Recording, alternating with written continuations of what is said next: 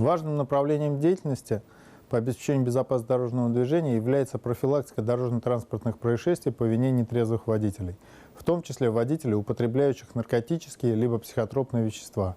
В целях исключения таких водителей из дорожного движения Управление ГИБДД совместно с прокуратурой на протяжении нескольких лет применяются меры по прекращению права управления транспортным средством к лицам, привлеченным к ответственности за употребление наркотических или психотропных веществ и имеющих водительские удостоверения. На сегодняшний день прекращено действие права управления более чем у 2200 таких лиц.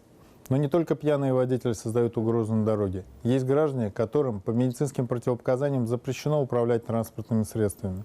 Следует отметить, что в республике произошел ряд дорожно-транспортных происшествий по причине наличия у водителей заболевания, несовместимого с управлением транспортным средством, в которых получили ранения либо погибли люди. В связи с этим, в целях исключения из процесса дорожного движения лиц, имеющих медицинские противопоказания к управлению транспортными средствами, начата работа по исключению из процесса дорожного движения данной категории водителей путем аннулирования водительских удостоверений.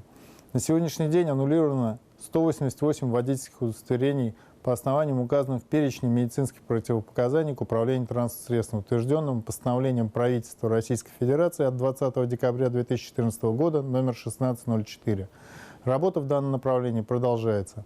Полагаем, что принимаемые меры позволят спасти жизнь и здоровье участников дорожного движения.